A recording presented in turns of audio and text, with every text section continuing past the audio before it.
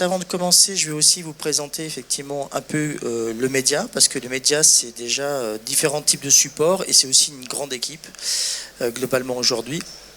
Et avec cette équipe-là, on s'est dit comme objectif, à l'ère de l'IA, comment rester maître du jeu. Il se passe tellement de choses, il se dit tellement de choses que l'idée, c'est de ne pas perdre pied. Donc c'est ce qu'on va essayer de se faire avec l'équipe, en tout cas de vous donner quelques solutions, en tout cas pour ne pas perdre pied.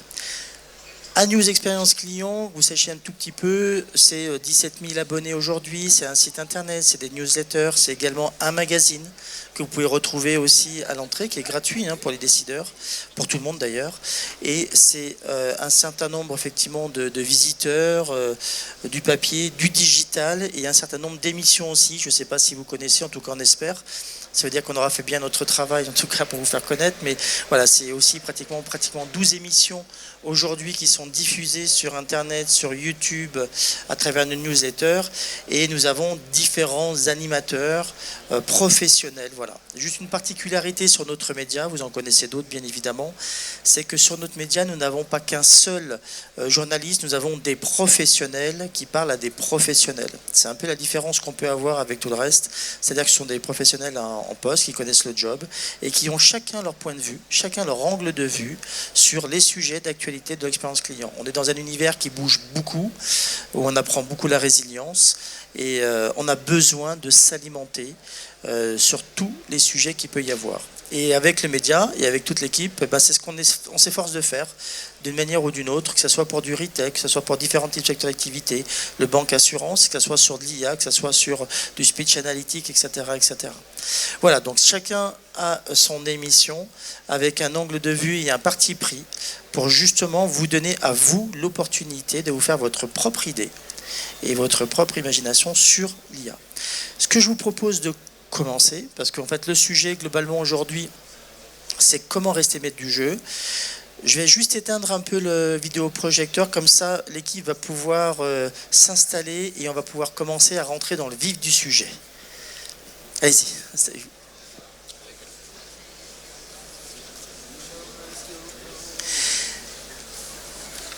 Alors, nous avons une partie de l'équipe ici présent, avec Chloé, Céline, Frédéric, François, ici présents, et chacun a sa propre émission au sein d'Anews avec son propre angle de vue.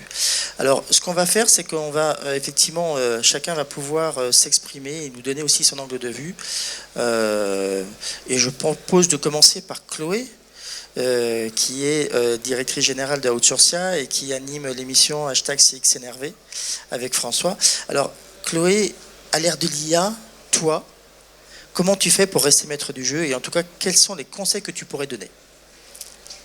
Bonjour, donc ravi de partager ces insights. Effectivement, nous, dans CXNRV, on travaille avec François plutôt sur ce qui nous agace dans ce métier de la relation client qui n'est jamais assez reconnu. Et finalement, ça a rejoint le sujet du jour sur comment on peut réussir à ne pas perdre pied dans ce tourbillon qu'on voit aussi aujourd'hui. Le mot IA est partout. Et ce qu'on se disait, c'est que finalement, un premier angle de vue, c'est de s'éduquer, d'apprendre finalement ce que vous êtes venu faire probablement dans ce salon. Donc le premier sujet quand on rentre dans le salon, peut-être je ne sais pas vous, mais c'est déjà de respirer un grand coup, de prendre le plan et donc de prendre un pas de recul et de se poser juste et venir avec ses propres questions en disant je ne viens pas pour l'IA, je viens pour régler mes problèmes, mes sujets, trouver des solutions à mes difficultés ou réinventer mon métier, mais je ne viens pas pour mettre de l'IA. L'IA, c'est jamais qu'un moyen. Donc si déjà on respire et qu'on prend un petit pas de recul, probablement ça va déjà un petit peu mieux. Et la tête froide, après, moi ce que je me dis, c'est qu'on a la chance dans nos métiers d'avoir 1000 possibilités d'apprendre. Forcément, nous on a parlé de l'ensemble des médias de News Expérience Client, ce qui est quand même une façon de pouvoir, quand on en a envie, quand on le peut, aller chercher des infos. Mais finalement, moi, ce qui m'a marqué dans ce qui se dit en ce moment sur les sujets d'IA, c'est le temps qu'on va devoir passer justement à s'informer et se former. Alors, plusieurs sources ont pris la parole. On peut retrouver un Laurent Alexandre, mais on a aussi le World Economic Forum ou ADECO, enfin, que ce soit des marques finalement ou des grands événements. Il y a beaucoup de beaucoup de métriques qui circulent, mais qui sont tous à peu près autour de aujourd'hui, on se forme 15 à 30 minutes par jour. Et dans les années qui viennent, on passera probablement à plutôt 2 heures, 2 heures et demie d'information et de formation par jour. 2 heures à 2 heures et demie. Donc ça veut dire qu'il faut qu'on prenne un train qui va à une vitesse folle et que ce sujet de comment on s'informe et se forme, c'est probablement assez loin de la formation présentielle qu'on pouvait connaître il y a quelques années. Donc il y a quand même déjà une première façon, à mon avis, de se former sur les sujets d'IA, c'est qu'en général, en tant que particulier, en tant que citoyen, en tant que client, que consommateur, on est très en avance par rapport à nos entreprises. Donc c'est déjà se comporter dans nos vies en utilisant l'IA pour aller faire nos courses, pour s'adresser à un service client. Et si déjà on le pratique, nous, en tant que consommateurs, du côté de la marque, on sera probablement plus intelligent. Et c'est vrai qu'il y a une question que posait Arnaud Deschamps à l'Assemblée Générale de la FRC vendredi de la semaine dernière, c'est qu'on se pose beaucoup de questions sur les frontlines pour savoir si les clients seront prêts à parler à des agents conversationnels. Mais il y a un autre sujet, c'est est-ce que nos conseillers clients ou les frontlines, les commerciaux, sont prêts à parler à des gens qui utilisent des IA, voire qui ont des agents qui les représentent. Et on a déjà, au moins sur les réclamations, des usages de consommateurs qui préparent leurs réclamations avec l'aide d'un LLM et qui ensuite s'adressent à la marque. Donc finalement, on se retrouve confronté à des usages qui sont déjà courants et auxquels on peut aussi, nous, se confronter à titre personnel. Après, le deuxième sujet, c'est évidemment l'information. Donc, tous les médias d'ANews à volonté. Il y a ce salon, il y en a d'autres. Il y a quand même, on a la chance, je trouve, dans nos métiers, au-delà des magazines de la profession, on a aussi la chance d'avoir quand même beaucoup de prestataires de services, dont le groupe Outsourcia fait partie, mais d'éditeurs de solutions qui font plein d'événements. Et on sous-estime pour nous et pour nos équipes à quel point le fait d'aller 1, 2, 3 fois par an dans ce type d'événement, ça nous permet de nous enrichir énormément. Et dans les plans de formation, souvent on oublie d'exploiter cette manne d'informations qui est absolument merveilleuse et phénoménale. Ensuite, il y a le partage entre pairs. Contrairement aux marketeurs, sur les sujets de pur marketing produit qui ne peuvent pas tellement se partager les modalités de leur pricing, nous, il n'y a pas tellement de secrets industriels dans notre affaire. On travaille tous sur les sujets d'omnicanalité, de personnalisation, d'hybridation, technologie humaine. Enfin bon, on a tous les mêmes problématiques et on peut faire du benchmark entre secteurs. Et moi, j'avais pu, dans une vie antérieure, avoir l'occasion de faire un séminaire où j'avais demandé à quelques pairs de m'ouvrir leurs portes pour envoyer mes troupes chez eux. Et en fait, des fois, on n'ose pas, mais typiquement, dans ce genre d'instance, vous croisez des pairs, vous pouvez aussi leur dire, est-ce qu'éventuellement, vous auriez 2 heures ou une demi-journée à me prêter pour venir dans vos murs et échanger sur nos problématiques. Vous êtes dans l'automobile et moi, je suis dans le service à la personne, ça n'a rien à voir, mais on a quand même tous des problématiques de service client et de questions de c'est quoi la technologie à l'heure de l'IA là-dedans. Et finalement, d'avoir cette confrontation à un modèle qui est différent, c'est pas coûteux. Et généralement, en plus, on peut se renvoyer l'ascenseur et c'est gagnant-gagnant parce qu'on s'aperçoit en général qu'on se rassure en disant finalement, on n'est pas si mauvais. Et puis, on ouvre des perspectives en disant il y a quand même des trucs qui font qu'on ne fait pas. Donc, je trouve que c'est une bonne façon aussi de pouvoir échanger. Et on peut le faire aussi en one-to-one d'ailleurs, en faisant à titre personnel, enfin professionnel mais individuel. Donc voilà, et puis après, se former pour de vrai. Là, pour le coup, aller regarder des MOOC, des contenus. On peut faire de la curation de contenu. Il n'y a pas que des contenus payants. Il y a aussi plein de contenus gratuits sur France Université Numérique notamment, mais pas que. Et donc là, il y a un nombre de possibilités de formation qui, moi, me semble absolument abyssal. Si on n'avait que du temps pour ça, on pourrait remplir nos journées. Et ça permet effectivement de pouvoir se former avec des sources externes, mais le cas échéant aussi, de choper à l'intérieur de nos entreprises nos early adopters. On a toujours quelques champions en interne qui partent comme des billes. Moi, j'ai mon directeur du capital humain qui est dingue d'IA et qui s'est mis à commencer en vibe coding, à expliquer au DSI tout ce qu'il voulait. Donc, il fait des modules d'e-learning, il fait des process RH, il fait des bots sur la RH administrative.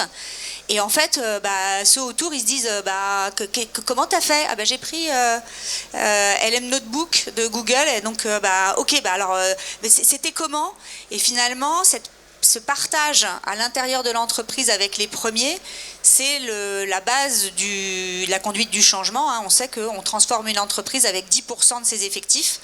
Trouvez vos 10% et allez les voir. Et on a toujours sur le terrain quelqu'un qui dit « Non, mais en fait, moi, je l'ai fait ce week-end à la maison avec mon chat GPT perso. » Alors, d'un point de vue RGPD, c'est pas génial, donc on va pas faire comme ça. Mais on récupère finalement des usages. Donc, plutôt que d'aller inventer des usages, partir de choses qui se font déjà sur le terrain, puisque, ça revient à mon premier sujet, généralement, à titre personnel, on est en avance sur ce qu'on fait à titre professionnel. Je suis persuadée qu'il y a plein de gens chez vous qui peuvent vous aider à vous former. Voilà, et puis après, le job qui est le plus compliqué, c'est de passer de l'individuel au collectif. Donc c'est effectivement comment ensuite on scale ces méthodes d'apprentissage pour pouvoir soit les intégrer dans les plans de formation, soit sanctuariser du temps, faire des rituels qui permettent d'associer soit tout le comité de direction, soit toute l'entreprise à des moments de partage, inscrire éventuellement une adhésion à la marque, à la FRC, au SP2C, peu importe, comme quelque chose qui permet à chacun de partager un certain nombre de contenus et juste de regarder tout ce qui peut se faire dans la profession et qui est relayé en général par l'ensemble des médias. Et voilà, et la boucle est bouclée. Mais je suis persuadée que déjà pour ne pas perdre pied, passer plus de temps, beaucoup plus de temps à s'informer et à se former, c'est peut-être une première clé. Merci Chloé. Alors, moi, je rebondirais juste sur ce que tu as dit, puisque ça résonne tout à fait avec la conférence qu'on a fait hier après-midi avec ADECO Médical et la CIPAV. Et Mohamed, qui est donc le responsable de la transformation digitale chez ADECO Médical, disait justement que le pilier, c'est l'acculturation des équipes.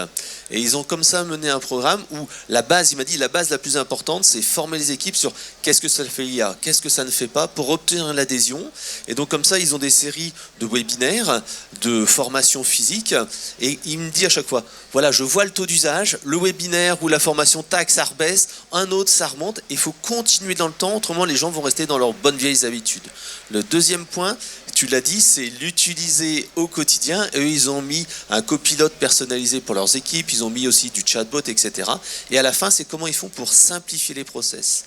Et ça, il m'a dit, c'est la pyramide la plus haute, c'est comment on va donner plus de temps aux personnes pour traiter plus efficacement. Donc moi, je valide à 200% ce que tu as fait. Merci Frédéric. Donc Chloé sur hashtag CXNRV, effectivement, sur lequel on peut réagir. Frédéric est sur l'émission L'effet Waouh par rapport à ça. François. C'est à moi. Ouais. François, hashtag CXPop. CXPop. Oui, bonjour. Donc, je suis ravi d'être avec vous et avec mes amis de l'Agora aujourd'hui pour discuter d'un sujet central. En deux mots, moi je suis un ancien acteur de la relation client. J'ai opéré dans des directions de la relation client, dans des entreprises emblématiques de leur secteur, les télécoms, les médias et les transports. Je vous laisserai retrouver les logos. Et depuis 3 ans, j'ai choisi la voie de l'indépendance. Alors ça peut paraître un peu contre-intuitif vu la période, mais c'est par passion autant que par conviction. La passion de l'écriture déjà, et la conviction au service de cette passion-là. Une conviction, et Chloé, c'est un peu ce que tu disais, qu'on est dans des métiers, dans un secteur d'activité qui nous passionne, mais qu'on ressent extérieurement un peu mal connu, parfois mal compris, et qui nécessite de toujours être raconté, décrypté, qui nécessite de toujours plus de promotion et de transmission. On parlait de la formation. Je pense que là, on est dans un élément clé, et c'est un des pôles sur lequel j'essaye d'agir pleinement. Donc du conseil et de la rédaction de contenu, parce que c'est ça que ça veut dire, et de la rédaction de contenu, de la création de contenu, donc pour la news, le média de l'Agora. Et le choix qu'on a fait, on avait discuté avec Daniel il y a 2 ans, il avait envie d'avoir une émission un petit peu différente, et le cahier des charges, c'était l'OVNI de la relation client. Et comment est-ce qu'on crée un OVNI? On s'appuie sur, il semblait que c'était complètement pertinent de s'appuyer sur la culture pop et de créer des liens entre cette culture-là et la relation client dans ce qu'il y a d'inspirant, dans tous les enseignements, dans les leçons qu'on peut y prendre, parce que finalement tout ça est quand même doit rester assez fun. Pourquoi la culture pop? Parce qu'en fait c'est une culture qui ne s'ancre pas sur la définition du monde tel qu'il devrait fonctionner, mais qui s'ancre sur de l'émotion. Et cette émotion-là, en fait, quand vous regardez les œuvres, quel que soit le support, quel que soit le véhicule de cette culture, c'est des émotions collectives qui décryptent une époque, soit une angoisse, souvent c'est un bon moteur pour une histoire, une angoisse, une peur, soit un désir, soit des contradictions. Et en fait, ce qu'il y a de bien avec la culture pop, c'est que sous ces airs de ne pas y toucher, elle a toujours un message essentiel à délivrer, quelque chose qui nous touche, et ça c'est le pouvoir des histoires, c'est le pouvoir des récits, c'est le pouvoir vraiment du storytelling. Alors je vais appuyer ça avec deux exemples, deux émissions qu'on a pu avoir avec le CX Pop, ce petit programme-là, qui sont des émissions de 3 à 5 minutes, pas plus, au sein de la news. La première a été diffusée en 2025, la deuxième sera en 2026, donc vous allez avoir le primeur du sujet. Le premier, c'était le film Tron. Alors je ne suis pas sûr que vous soyez des geeks, mais peut-être que vous connaissez ce film qui a été produit par Disney en 1982, qui est un film culte, un film d'anticipation, culte déjà parce que quand il est sorti, c'était le premier film à avoir 20 minutes de scène entièrement générée par ordinateur, entièrement numérique. Et ça, c'était déjà un exploit, c'était magnifique. Enfin, moi, j'ai trouvé que c'était magnifique. Et après, elle a un pitch, ce film a un pitch assez simple, qui est la confrontation entre la machine et l'homme, entre un concepteur de jeux vidéo et une IA dystopique, pas dystopique, mais despotique, qui cherche à donc tuer le concepteur pour garder la maîtrise des jeux. Et pour le tuer, elle ne trouve rien de mieux que de l'intégrer directement dans le jeu. Et là, au-delà de ce pitch assez manichéen, il y a un message qui est très ancré dans les années 80, qui est la date de sortie de ce film-là, mais qui résonne d'une actualité assez folle aujourd'hui, qui est que cet univers numérique n'est pas un monde étrange, un monde sur lequel qu'on ne connaît pas, c'est une extension de nous-mêmes. En fait, c'est ça que dit le film. Et c'est ça aussi que dit le personnage Flynn quand il intègre l'univers numérique. C'est une extension de nous-mêmes, et tout ce que nous y mettons, nos intentions, nos systèmes, nos convictions, alimentent cet univers-là, le façonnent. Et le point qui va être important après derrière, c'est comment ça nous oblige à nous repositionner en tant qu'humains. C'est quoi nos valeurs ? C'est quoi ce qui fait la force de l'humain par rapport à cette IA, par rapport à cette machine. Ça, c'est vraiment le premier enseignement, c'est ce positionnement, ça nous oblige à bouger, en fait, et à ne pas rester dans nos certitudes, et surtout à ne pas ne laisser la place centrale à l'IA. Le deuxième film, très rapidement, c'est War Games, qui est aussi un film des années 80, qui a été sorti en 1983, qui est un film, un vrai blockbuster pour le coup, de John Badham, qui a aussi un pitch assez simple. La culture pop se prend pas la tête. Son premier but, c'est de nous divertir et c'est de créer des émotions, ce que je disais. Et le pitch, à nouveau, c'est l'homme contre la machine. Mais là, une machine qui a les clés de déclenchement, qui a les codes de déclenchement des missiles nucléaires. Et donc, il y a la possibilité de déclencher une troisième guerre mondiale thermonucléaire, qui était la grande inquiétude du début des années 80. Donc, vous voyez, encore une fois, ancrée dans son époque. Pourquoi elle a les codes ? Parce qu'en fait, les militaires avaient décidé de sortir de l'équation l'humain qui hésitait au moment de prendre la décision. Et là, c'est le deuxième message qui est aussi d'une actualité, je trouve, complètement folle. C'est jusqu'où on donne la décision à l'IA, à partir de quand on décide que l'IA est 100% autonome, et pourquoi est-ce qu'on le fait. Dans le film, le risque, c'est que cette IA autonome, elle a les clés de la décision, mais elle ne fait aucune distinction entre le réel et le jeu. Elle ne fait pas de distinction entre la simulation et la réalité. Parce que pour elle, c'est un process décisionnel, c'est un protocole. Et ça va être l'humain, le jeune geek qui avait hacké la machine en croyant s'amuser, qui va confronter la machine, non pas dans le sens de ce qu'elle fait, mais dans son protocole, pour l'amener à comprendre qu'en fait, il n'y a pas de gagnant, donc c'est à elle d'arrêter en fait ce qu'elle a déclenché. Là, c'est le deuxième élément, c'est cette histoire d'autonomie de l'IA,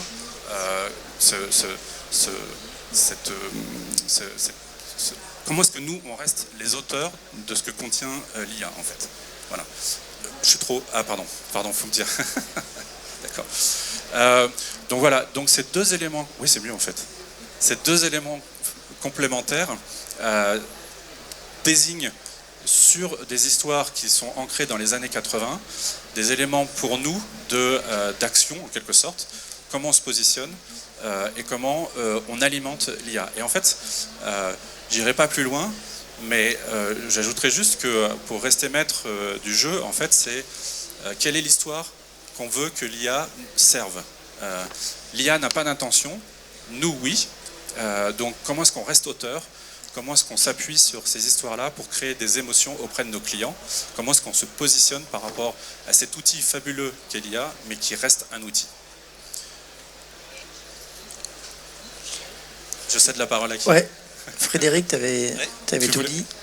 Alors c'est vrai que c'est exactement une bonne transition parce que justement le titre de mon émission c'est l'effet waouh, et justement ça c'est quelque chose qui me tient vraiment à cœur parce que donc moi à titre professionnel, comme tu l'as dit Daniel, on est tous des professionnels. Moi je travaille en fait pour Eloquent qui est éditeur de solutions de centre de contact et d'enquête de SAT, et mon émission c'est sur l'effet waouh, tout simplement parce que moi je suis persuadé que ce qui fait la différence entre quelqu'un qui va être fidèle à une marque et un autre, c'est l'émotion qu'on va créer. Ce que tu as dit justement. Parce qu'en fait, beaucoup de gens se contentent en fait de travailler sur les points noirs du parcours client. Ok, je réduis les frictions, ça va être plus simple, je vais mettre un bot pour faire ceci, cela. Mais au final, l'entreprise, quand le client va un petit peu remettre en cause son budget ou quand il va faire son choix, il va dire mais pourquoi je choisirais cette marque plutôt qu'un autre? Qu'est-ce qu'elle m'a fait vivre comme émotion? Et l'effet waouh, c'est ça. C'est se dire, ok, oui, on va travailler sur les points noirs du parcours client, mais on va essayer de faire aussi un pic d'émotion positif. Et pour ça, on va utiliser 4 leviers. La première, bien sûr, c'est l'émotion qu'on va faire vivre à la personne, une surprise. C'est également la personnalisation et la perception de cette émotion. Quand on a ces 4 points qui sont faits, à ce moment-là, on va dire, waouh. Et on peut le faire de 3 manières, soit par le produit, un produit qui dit waouh, c'est génial. La première fois qu'on utilisait ChatGPT, la première fois qu'on a vu ton émission, par exemple, votre Évidemment. émission, ou alors ça va être par le service qu'on va donner, une attention particulière d'une personne, ou alors ça va être dans les process. Dans les process, on va lancer quelque chose qui va faire que waouh, ça va être génial. Donc moi, mon objectif, c'est ça, et ça peut être fait avec l'IA ou pas. Et c'est ça qui est important de se dire, il faut être maître du jeu et pas se laisser imposer l'IA. Parce que nous, on le voit chez nos clients, on met en place du callbot, du chatbot, et les gens nous disent, je fais ça pour réduire le nombre d'appels, pour ne pas utiliser utiliser les agents pour des appels à faible valeur ajoutée. Il me dit, oui, pourquoi pas. Mais qu'est-ce que ça apporte? Est-ce que ça ne va pas nuire plus à l'expérience client que ça va l'améliorer? Et c'est ça qu'il faut retenir. Parce qu'en fait, on a certains de nos clients, par exemple, je donne un exemple de la Maïf. La Maïf nous dit, non, moi je ne veux pas de bot en direct avec le client. Je veux que de l'humain. Ils se disent, ok, le bot peut nous aider à certaines choses. Par exemple, en fait, du SVI langage naturel pour mieux router les appels vers les agents. Très bien, c'est toujours l'agent qui est numéro 1, c'est toujours l'agent qui est en frontal. Oui, ok, on utilise l'IA pour améliorer les courriers, mais dans ce cas-là, c'est toujours l'humain qui est au début du process, l'IA qui est au milieu, et l'humain qui est à la fin, parce que ça permet de garder cet aspect humain. Et ils m'ont fait une petite anecdote il n'y a pas très longtemps, ils ont donc revu un certain nombre de courriers pour un peu plus les humaniser, les faire plus simples, etc., etc. Et donc ils ont commencé à envoyer les courriers, et ils se sont rendus compte qu'il y a certaines personnes qui disaient, mais est-ce que c'est vraiment une personne qui me répond ou c'est un humain? Et ils ont dit, mais ça nous a obligés à remettre de la personnalisation, à remettre de l'humain. Et c'est vrai qu'il y a Mickaël de Citigo qui nous disait, moi dans les signatures d'email, je mets en fait le nom de la personne, la photo, mais également un petit slogan. Par exemple, Boris, votre phare dans la nuit parce qu'il fait la nuit. Ou alors une autre personne qui dit, voilà, depuis 15 ans, je vous accompagne au quotidien dans vos trajets. Donc ça permet de réhumaniser tout ça. Pourtant, il ne faut pas justement refuser les bots. On a un excellent exemple avec Soli Hazard qui utilise des chatbots pour entraîner ses collaborateurs à mieux gérer des situations un petit peu complexes. Donc il discute avec un faux client qui est entraîné et en moins de 10 conversations, il doit être capable de désamorcer la situation. Donc là, c'est un usage de l'IA pour, entre guillemets, aider les humains à être plus ouverts, plus empathiques. Un autre exemple également chez Soli Hazard, c'est rester le maître du jeu et bien choisir entre l'IA et l'humain. Ils ont mis en place ce qu'ils appellent les fiches émotions. Les fiches émotions, c'est extrêmement simple. Ils ont identifié dans les moments du parcours client des moments où en fait, des moments de vérité où il ne faut surtout pas manquer en fait cette relation, cet échange, cette émotion et la prendre au vol. Par exemple, ils ont des clients qui, Soli Hazard, c'est dans le domaine de l'assurance. Ils ont des clients qui achètent une moto. Donc les personnes les appellent, donc ils ont fait le tour de plusieurs courtiers d'assurance, et quand ils appellent, les conseillers, ils savent que la personne qui vient d'acheter une moto, elle est super fière de son achat, généralement ils sont contents, ils disent ouais j'ai acheté une nouvelle moto, et donc ils partagent ce moment-là, ils disent ah quel est le modèle, c'est quelle couleur, qu'est-ce que vous allez en faire? Et là, on va créer un moment d'émotion, on va créer de l'empathie, on va créer de la sympathie. Et forcément, quand on aura quelqu'un au téléphone qui aura compris son besoin, qui aura partagé cette émotion, quand le prix sera sensiblement le même, à ce moment-là, on se dira, je vais plutôt prendre l'autre personne qui était vachement plus sympa, j'ai passé un super bon moment. Donc là, cet aspect émotion est vraiment essentiel. Et c'est important.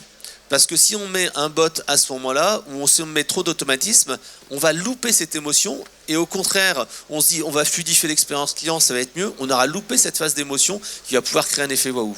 Et hier, on était avec Ludovic Naudier, d'élu service client de l'année, et il nous disait bien que un client sur deux qui fait une interaction avec un bot, chatbot, callbot, est mécontent. Tandis qu'au téléphone, on est à 90-92% de personnes satisfaites.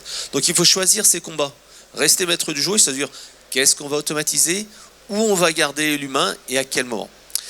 Et là encore, ça changera aussi le métier en fait du conseiller. On a un de nos clients qui est Groupe France Mutuelle et qui nous dit « Moi, j'ai mis en place dans mes temps en fait, de post-traitement ce qu'ils appellent le temps de décompression. » Parce que parfois, il y a des appels qui sont difficiles. Eux, ils n'ont pas mis de bot, ils n'ont pas fait le choix du bot non plus. Mais ils disent, voilà, il y a des conversations un peu compliquées, soit de l'émotion avec une personne qui est en difficulté, soit en fait, justement, une conversation qui a été difficile. Donc, ce temps de décompression-là, il est illimité. Les personnes peuvent en prendre le temps qu'il faut, mais ça redescende et que l'appel d'après, ça se passe bien. Comme il disait, il faut éviter l'appel de trop. Donc ça, c'est une bonne idée. Autrement, on peut se dire aussi, mais comment l'IA va m'aider à apporter plus et surtout mieux en service.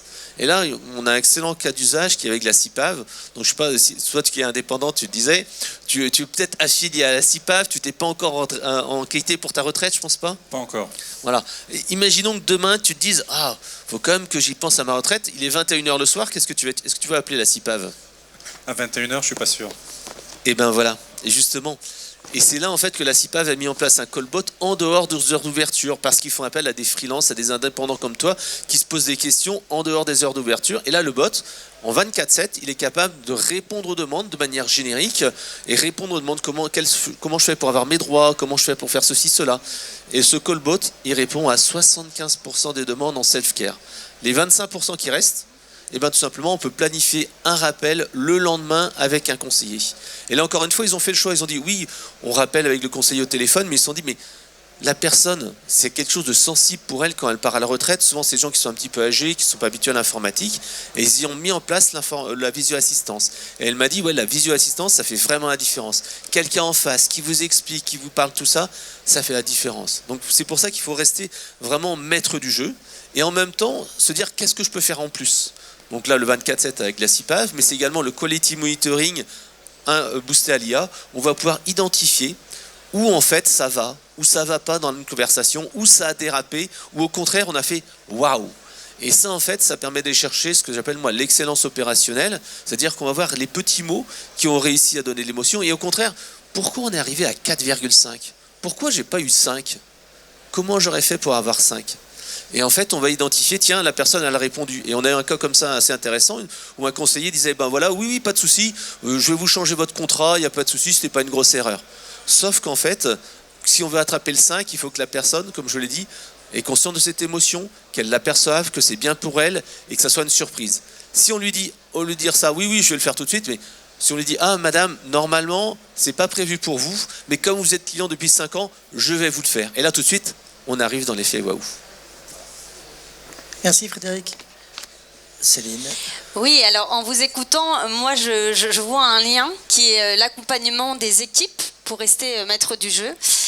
Alors moi je suis Céline Forest, j'ai un profil un peu atypique puisque j'ai passé une vingtaine d'années à la direction à la tête d'équipes expérience client et ou relations clients, et je suis également comédienne, voilà.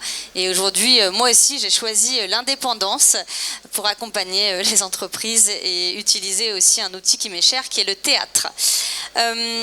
Et l'émission que j'anime, qui est Décryptage, est un peu aussi à l'image, à mon image, puisque c'est une émission que je trouve un peu, comme on dit, out of the box, puisque j'essaye de faire des parallèles entre le monde de la relation client, l'expérience client, et des secteurs d'activité comme l'hôpital, les chercheurs, le monde du spectacle, et parfois aussi des émissions plus classiques.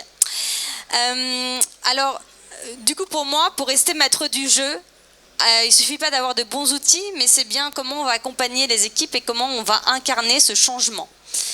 Alors, l'IA, je ne sais pas pour vous, mais en tout cas, pour les équipes que j'ai pu accompagner et beaucoup de personnes à qui je parle, ça fait peur. Et je pense qu'il ne faut pas lutter contre la peur des personnes parce que c'est humain. Le cerveau ne comprend pas la négation. Si on vous dit n'ayez pas peur, il ne comprend pas. Madame, si je vous dis ne pensez pas à un éléphant. Ah voilà, vous pensez à un éléphant. Donc qu'est-ce que ça veut dire? Ça veut dire qu'il va falloir accompagner les équipes dans ce changement parce que tout processus de transformation ou de changement, c'est le même processus que le deuil. Et donc vous connaissez qui connaît les phases du deuil? Dans la gestion de projet, on le connaît tout le temps. Voilà. Avec la phase de déni, d'acceptation, et après on remonte et c'est reparti. L'acceptation, effectivement, qui est la dernière épreuve. Et la colère, exactement. Ça marche aussi dans des ruptures, tout ça, enfin bref. Le deuxième message, c'est donc que les collaborateurs ont besoin de leur manager pour se faire accompagner. Et je voulais rebondir sur ce qu'a dit Chloé. L'importance dans l'accompagnement, on va trouver effectivement la formation. Mais on a aussi, pour moi, dans l'accompagnement, la valorisation des équipes. Le fait d'aller s'ouvrir, tu l'as dit Chloé, vers l'extérieur, donc par exemple par des Vie ma vie, aller voir ce qui se passe chez des pairs mais aussi chez des clients, benchmarker, parce que parfois on pense que l'herbe elle est plus verte ailleurs et on se rend compte en benchmarkant qu'on va apprendre des choses certes d'ailleurs, mais on va aussi se rendre compte des choses bien qu'on a dans notre entreprise. Donc c'est important et c'est bénéfique d'aller benchmarker. Ensuite, les rôles évoluent. Vous le vivez, j'imagine, tous les jours, notamment pour les conseillers clients, où aujourd'hui, ils gèrent, alors grâce à l'IA, des tâches qui ont plus de valeur ajoutée. Mais qu'est-ce que ça signifie? Ça signifie qu'il y a des surcharges cognitives. Parce que sur une journée, vous avez, là où avant, vous aviez des tâches un peu à faible valeur ajoutée et des tâches à forte valeur ajoutée, là, vous avez des tâches qui n'ont que des fortes valeurs ajoutées. Et du coup, il y a des surcharges cognitives. Donc tout ça, ça s'accompagne.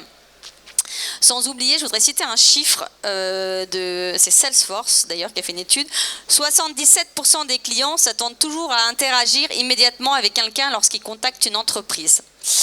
Donc ça veut dire qu'on reste quand même un petit peu maître du jeu face à l'IA. Et dans l'accompagnement, donc je vous ai cité plusieurs outils que j'utilise, et j'utilise un outil qui est le théâtre. D'accord ? Et le théâtre, ça permet, quand j'accompagne des entreprises, de démystifier un sujet, donc là on prend le cas de l'IA, de pouvoir prendre du recul, de pouvoir poser des mots sur une peur exprimée ou non d'ailleurs d'un collaborateur, de pouvoir prendre du recul sur une situation vécue en entreprise et ensuite de pouvoir aussi prendre confiance en soi et de parler de ces situations. Je vous propose un petit test. Ce sera plus vivant de le voir. Alors on n'a pas beaucoup de temps, donc c'est un test vraiment accéléré, mais je vais prendre quelques collègues de l'émission de AdNews Experience Client. Il y a aussi Nathalie qui est dans le public qui, voilà. Alors ils sont au courant que j'allais leur demander de venir sur scène faire le petit test, mais ils ne savent pas ce qui les attend. Voilà. Donc je vous donne un aperçu d'outils d'accompagnement. Donc Nathalie, Chloé, Frédéric, je vais vous demander de tirer au sort un personnage que vous allez incarner. Donc ils vont faire devant vous une petite improvisation. Voilà, je vous le dis, vous allez devoir improviser. D'accord ? Le thème est donc comment rester maître du jeu à l'ère de l'IA, soyons original. Et pour ça, je vais vous demander d'abord de tirer chacun un petit papier jaune qui est le personnage que vous allez incarner. On va le lire après, d'abord regardez-le. Hop. Voilà. Donc vous pouvez lire. Donc moi je suis la collaboratrice terrain, fatiguée, sceptique et très concrète. Et moi je suis Brunette, l'IA, le coach inspirant. Moi je suis le manager un peu paumé, mais qu'est-ce que je fais ici, Céline? Alors, donc, puisque tu es l'IA, tu représenteras Bruno l'IA, et puisque on va alimenter un peu cette petite cette petite improvisation avec un lieu. Alors, on fait qui veut tirer? Tu fermes les yeux et tu tires un lieu. Je fais un lieu, c'est ça? Yes. Mais c'est quoi? Un parc d'attractions. D'accord. Voilà, donc ils sont dans un parc d'attractions. Vous avez, je vais chronométrer 1 minute et demie. Allez. C'est son métier, hein, c'est son métier. Le but, c'est pas que vous jouez bien, on est d'accord. Alors, Bien sûr qu'on va jouer bien, c'est sûr. donc, quand je dirai partez, vous allez donc improviser sur le thème qui est comment rester maître du jeu à l'ère de l'IA avec vos personnages. Voilà, et donc, hop, c'est parti. Je suis trop contente. Enfin non, je suis trop contente parce que je m'appelle Bruno et en fait on a une nouvelle attraction dans le parc et ça va être juste génial. Je vais y aller. C'est vrai? Non, attends, non, en fait, je suis fatiguée. C'est vrai? Ouais. Mais alors en fait ça va être génial. Tu vas voir, en fait, pense à un truc. La fatigue. Non mais qui peut pas exister. Ah non, c'est pas la fatigue alors. Alors attends, je te laisse réfléchir. Et toi? Ah bah en fait, mais Est-ce que tu c'est peux quoi? réfléchir à un truc, Oui, un mais jeu, à quoi un lieu? Un lieu Ouais, le imagine parc, un lieu, un dolmen. Un domaine? Un dolmen, Ah, un comme le parc dolmen. Astérix. Bah, c'est pas D'accord. une abstraction, on n'est pas au Ok. parc Astérix ici? Non, on est dans un parc d'attraction, mais ok, d'attraction d'ailleurs. C'est mais, abstractif. mais je suis un peu paumé là, on est C'est on vrai. est où? Alors attends, donc le dolmen. Pourquoi tu me fais un truc aussi? Ok. Le dolmen. C'est Et un, toi, c'est un parc quoi? d'attractions, il faut grimper sur le dolmen. Moi, je suis fatiguée, je monte pas. Hein. D'accord. Alors le dolmen, mais comme c'est virtuel, parce que tu sais, moi je suis une IA. Donc en fait, je vais te faire imaginer le dolmen. Mais si je ferme les yeux, je m'endors. C'est vrai. Mais alors assis-toi, comme ça tu tombes pas. Parce que moi je vais t'accompagner parce que je suis une IA trop géniale. Donc je vais t'accompagner dans ta Mais fatigue. tu vas pour te m'accompagner rebooster. comment? Ben, je vais te rebooster parce que tu vas imaginer le dolmen. Mais moi, il faudra que tu me donnes la main parce que sinon, je vais Bah, m'endormir suis un- et je vais pas y Je arriver. sais pas trop comment on fait, mais avec l'IA, est-ce qu'elle va pouvoir nous aider? Tu peux nous Mais aider à bien faire quelque sûr, chose? en fait, regarde, tu vas essayer de l'accompagner pour la rebooster et moi, je vais te coacher, d'accord, Ah. pour que tu... Allez, viens, on y va. On y va. Viens, on y va tous les deux. Allez Chloé, Ah, si tu réveille-toi. veux, j'ai un très bon médecin pour les ronflements. On va pouvoir que je t'aider, suis on va te super coacher, bien. on va Je vais aller à la identifier tes chute. problèmes. Est-ce que tu voudrais qu'on t'aide à simplifier ton travail? Est-ce que toi tu peux faire ça? Moi, je vais te le faire, mais est-ce que... Tu sais quoi? Je vais aller déjà te trouver un médecin pour les ronflements, là. Bravo.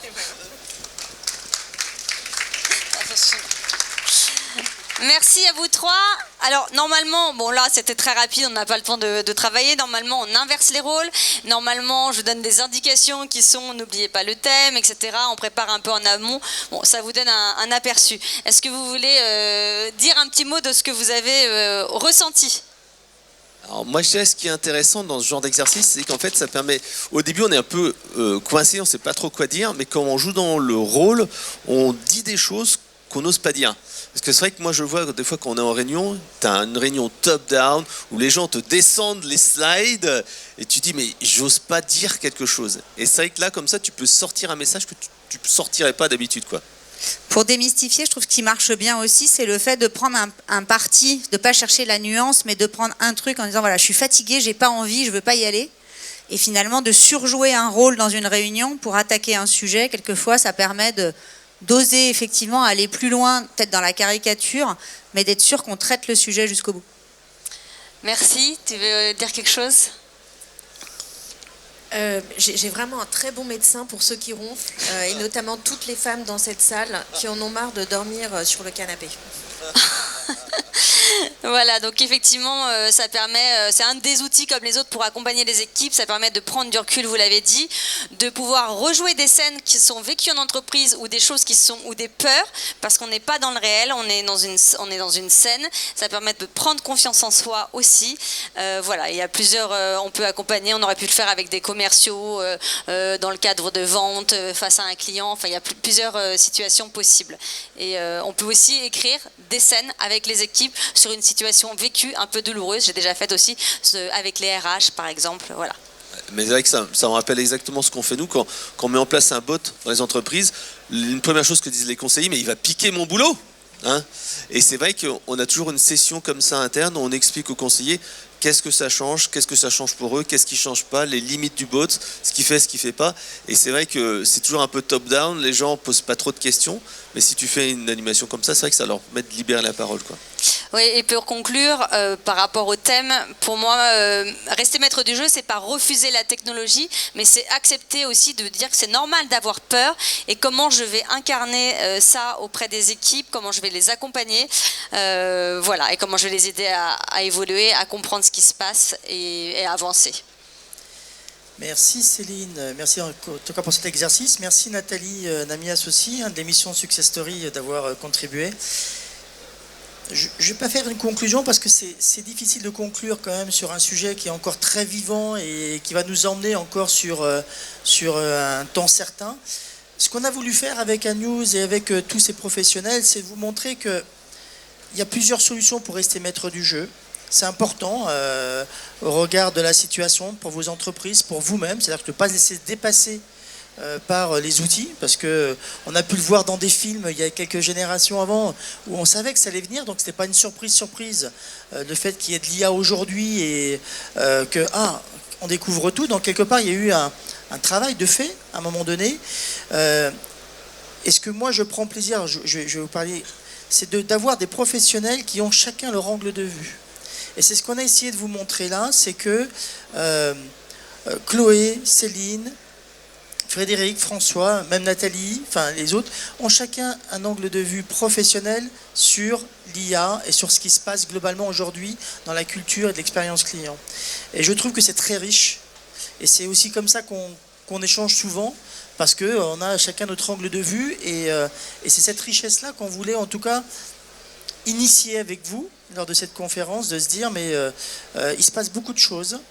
N'ayons pas peur, par contre partageons, parce qu'il y a effectivement aujourd'hui insuffisamment d'instances comme le salon, des médias, des prestataires aussi qui font des rencontres pour monter en compétences. Donc, et je dirais que globalement tout ça c'est gratuit pour la globalité, parce que ce sont souvent les marques qui financent ces sujets-là. Donc c'est profitez-en, regardez, échangez. Partager, parce que ça c'est vraiment important, et que finalement plus on va rencontrer les autres et plus on démystifie un peu le sujet, voilà, jusqu'à l'incarner aussi, parce que c'est important dans l'entreprise, parce que même un petit exercice comme celui-ci, ouais ok on sait ce que c'est, mais une fois quand on le vit avec les équipes, parce qu'il faut les embarquer, donc c'est ça aussi qui est important, parce qu'on peut avoir la meilleure solution du monde, on peut tout penser sur l'IA, mais si on n'embarque pas ces équipes, si on ne les intègre pas dedans, si on ne les fait pas monter aussi en compétences, si on ne les fait pas rencontrer d'autres personnes pour partager, c'est beaucoup plus difficile de faire avancer l'entreprise. Et il y a aussi l'effet waouh, bien évidemment, parce qu'il y a ce fameux effet waouh qu'on entend depuis des années, mais qui est toujours là et qu'il ne faut pas oublier. Donc tout ça pour dire, on n'en est qu'au début, il y a encore plein de choses qui se passent, mais rester maître du jeu, on a tous les moyens de rester du maître du jeu, donc enlever ses peurs par rapport à ça, et que quelque part l'IA n'est pas un outil, enfin l'IA n'est pas une stratégie, pardon, mais plutôt un outil qui est à notre service. Et ça c'est important qu'on se le redise, parce que à partir du moment où vous considérez l'IA comme un simple outil, performant, tout ce qu'on veut, on est d'accord, mais ça ne fera jamais votre stratégie. Et la stratégie, il n'y a que vous qui pouvez la mettre en place pour votre entreprise.